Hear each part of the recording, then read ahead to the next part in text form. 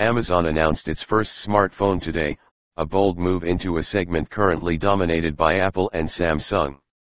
At an event in Seattle, CEO Jeff Bezos unveiled the Fire Phone, a smartphone with a 4.7-in 3D display, a 22 GHz quad-core processor, a 13-megapixel rear-facing camera and 2 GB of RAM.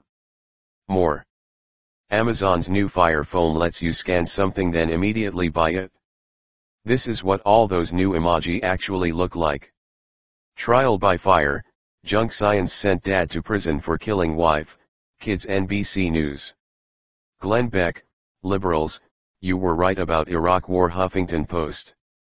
Harley-Davidson plans to unveil an electric motorcycle. NBC News. The device, which has a heavy focus on multimedia, will offer unlimited photo storage and a dedicated button to launch the camera app.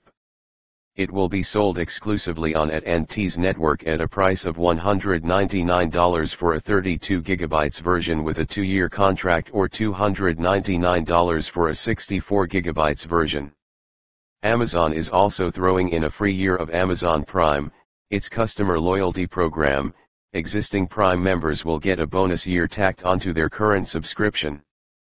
The device is currently available for pre-order on Amazon's website and will begin shipping on July 25. The new phone is designed to be tightly integrated with Amazon's myriad services. The company's instant video service will be pre-installed on the device, as will Amazon's newly launched music streaming service. The phone will also come with a new program called Firefly, which allows people to scan objects, songs and TV shows, sort of like an all-purpose Shazam app, so that Amazon can identify them and offer a way to purchase them from its store. In total, Firefly can recognize 100 million items, Bezos said. Fire Phone puts everything you love about Amazon in the palm of your hand, he said in a press release. The phone's 3D capabilities are its most unique feature. Through a technology dubbed Dynamic Perspective, the Fire Phone uses 4 cameras placed on its front face to track a person's head movements at all times. This allows the phone to offer a real-time 3D-like display that presents more depth to images than a typical smartphone screen. During the event, Bezos demonstrated the phone's map app, which showed looming skyscrapers leaping off the screen, as well as an app that allowed the user to sort through dresses as if they were in an actual 3D space.